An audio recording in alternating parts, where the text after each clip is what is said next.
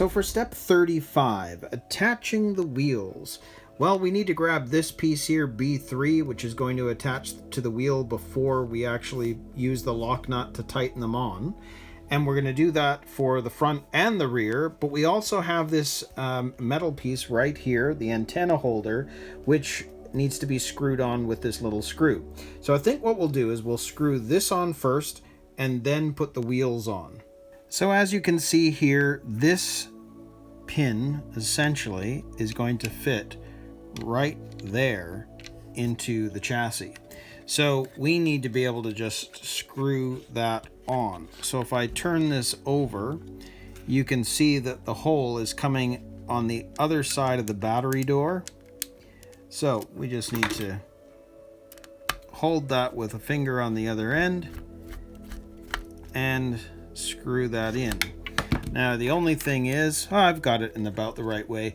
The notch I'm saving for this way so that when the aerial's coming off the receiver, it's easier to fit into that tube as opposed to the hole being on this side. So by keeping that hole pretty much level to where the aerial's coming out of that receiver, it just makes it easier all around. So that is on nice and tight. So now we can work on putting the wheels on. So for the front right tire, you can see that we need to make sure that the drive is going in the right way.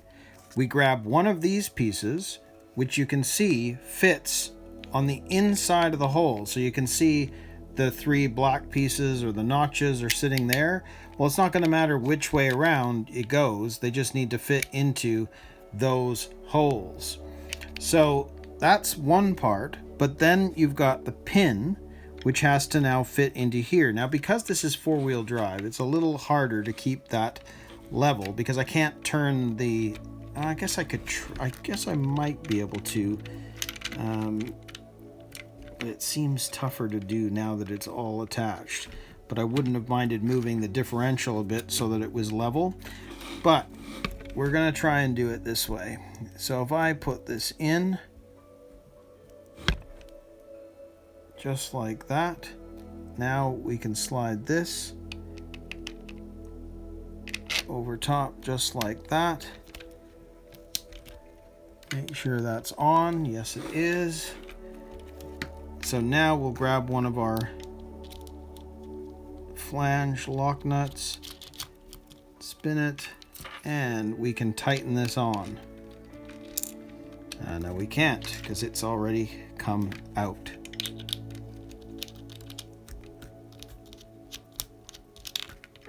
So we just got to get that pin into the right spot. But you know what? Maybe this time around it would be easier to do it this way. Stick that pin into there. Stick this on top of there. There we go. It's on. Then stick that on top of there. Find that spot.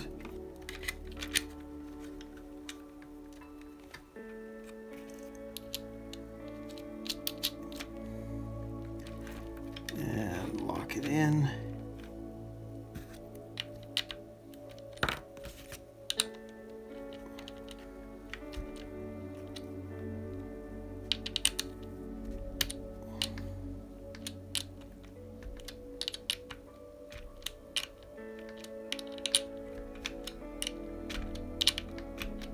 There we go.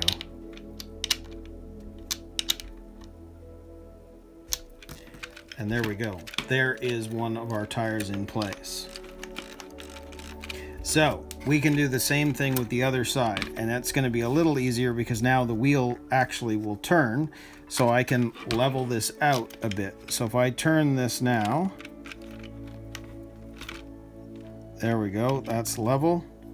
We'll put that into the hole, grab our piece there, make sure that it is fitting into the hole. Yes, it is.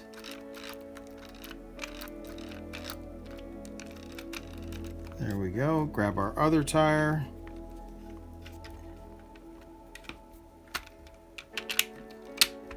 Make sure that's holding okay. And we'll grab another lock nut.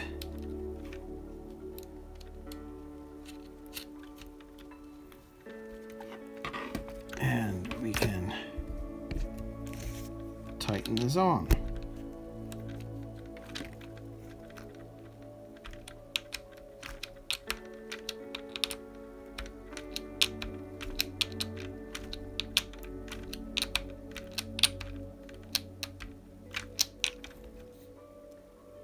And there we go. So there is our front wheels nicely attached. Everything feels pretty smooth actually. Awesome. So now we can move on to the rear tires. So for the back wheels, same idea. I'm just going to use the front to turn this so that we get this into the right place, which it is. Now we can slide this over top of that, get it in the right place, which it is. And then again, remember, we've got to go directional. So this is the right one because this is the left side. So with the bigger tire, we can pop that onto the center and make sure it clicks in, which it does. And I'll grab our flange nut.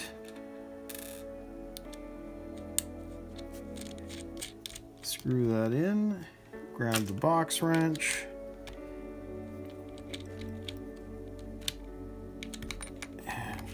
Sure that's correct. It is.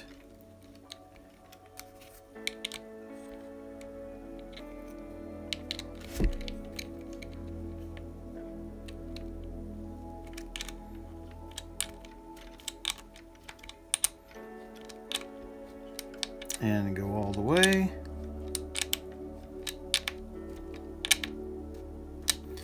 And there we go. So there is the left tire in place. So again, let's make sure that that is in the right way. And in fact, I'll maybe do it this way. You can see we're going to put the pin in. Make sure this goes on correctly so that it fits inside of that. Well, actually, let's turn it this way again.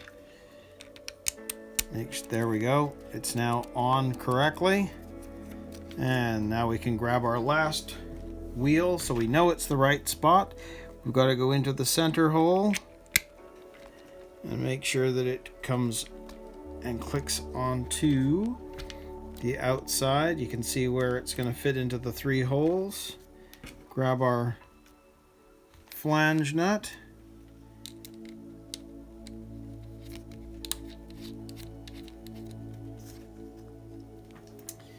And again, let's get this on in place.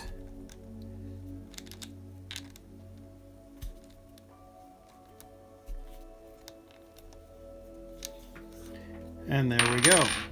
So there is the car with all 4 wheels on. I really think this looks super, super cool. And it's got a lot of suspension travel, and that's super, super smooth in the front and pretty smooth in the back. So those oil-filled shocks are cool. So that is the end of step 35. So now we're going to move on to 36, and we're going to cut out the dust cover.